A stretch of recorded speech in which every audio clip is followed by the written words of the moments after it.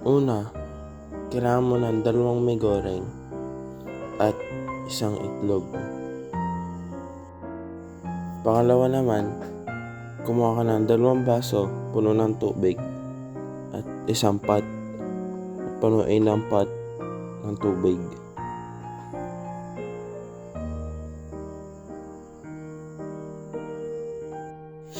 Ang sumunod naman, ilagay mo na ang takip sa may pot at isalang mo na siya sa kalan hanggang sa kumulo siya.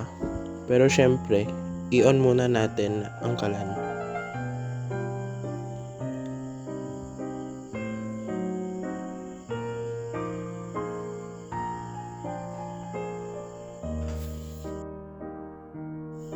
Ngayon kumukulo na ang tubig.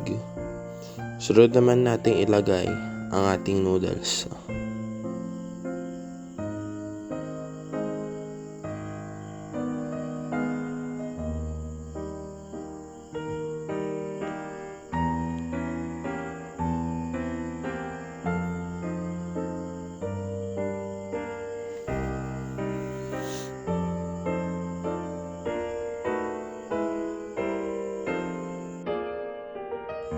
Para naman sa itlog, kumuha ka ng 1 kawali at lagyan mo ng mantika.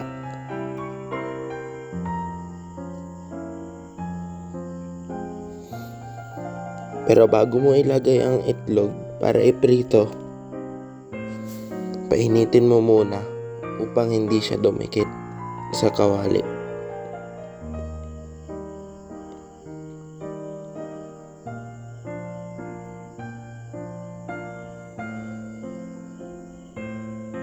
Lagay mo naman ang itlog.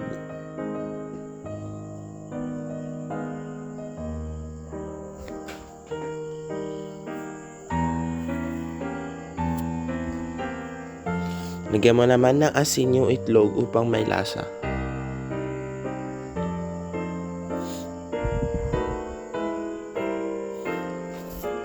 Habang kumukulo ang mantika, lagyan mo sa gitna ng itlog upang maprito lahat.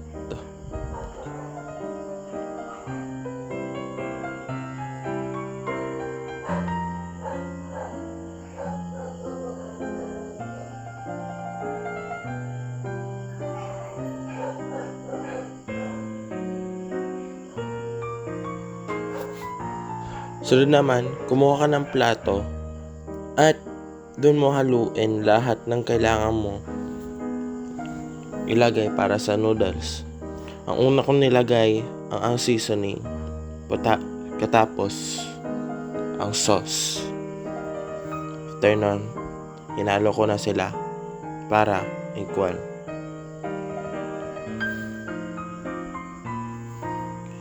Pagkatapos ko gawin ang sauce, kinuha ko na at noodles at sinama ko na. Ito na ang itsura niya nung ito ay aking hinalo at sinama ang itlog.